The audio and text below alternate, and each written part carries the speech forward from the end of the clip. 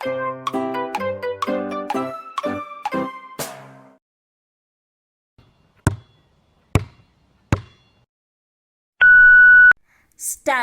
Mr. Speaker, sir, I am glad to participate in the discussion on the railway budget.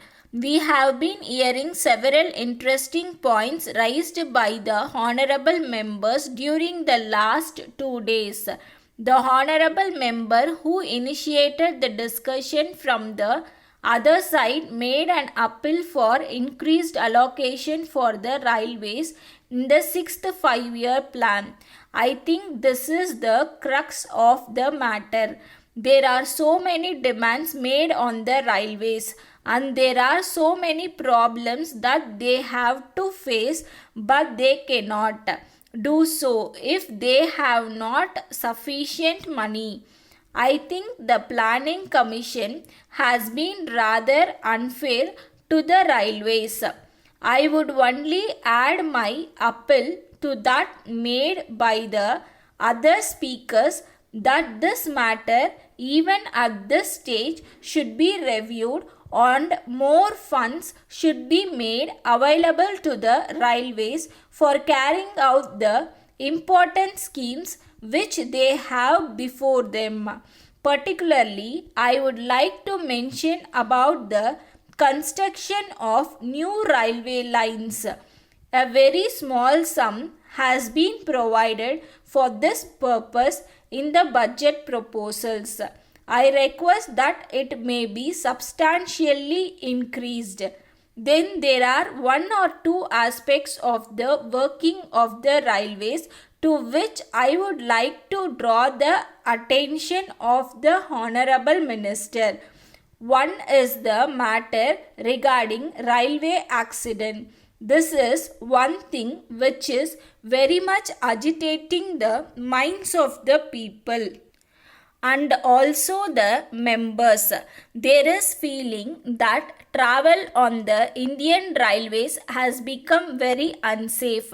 I am aware that the Honorable Minister himself is very much concerned about it and he has already indicated in his speech the measures which he proposes to take in order to prevent them. But there are also other factors which lead to accidents that need to be looked into. It is not only due to the negligence of the drivers or other railway staffs, but there are some other factors also like the failure of the brakes and various other things. I think these require to be looked into.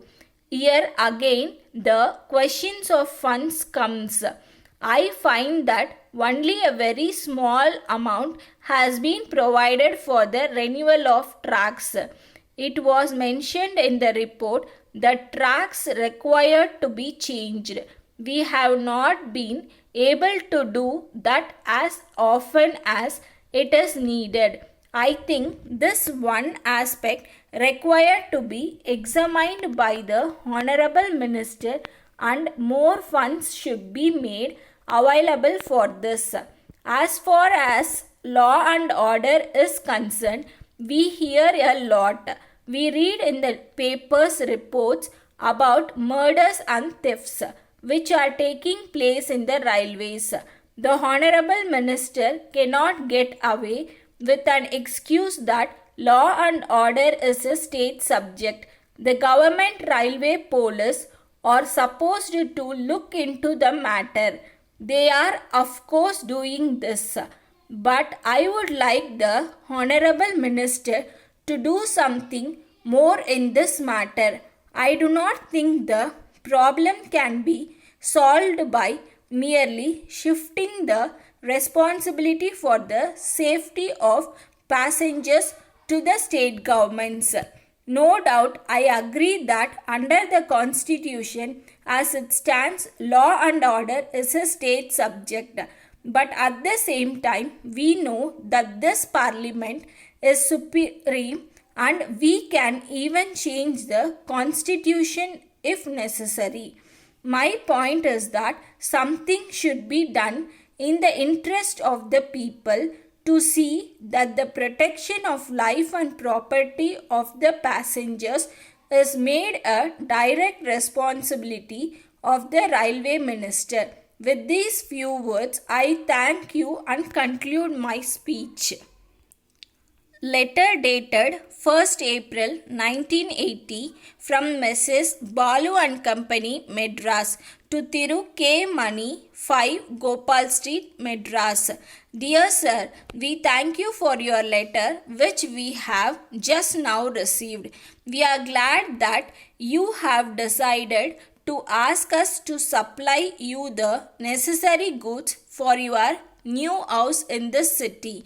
We find from your letter that you are anxious that the goods supplied should be of good quality. We hope that we shall be able to satisfy your requirements. It will be a pleasure for you to know that we have been dealing in electric goods for many years. We think you will be glad to know that if you are able to find any defect in the article supplied by us, we shall be pleased to replace it immediately. In fact, there has been no complaint from our customers. We would like to inform you that we shall undertake any electric work. You may kindly note that it is not necessary to make any advance payment to us for this purpose. We assure you that if you can give the work to us, we shall be able to do it satisfactorily. As soon as we receive the order from you, it will be possible for us to take necessary steps in regard to the matter. In the circumstances, we hope that we shall receive your orders at an early date. Yours faithfully. Stop.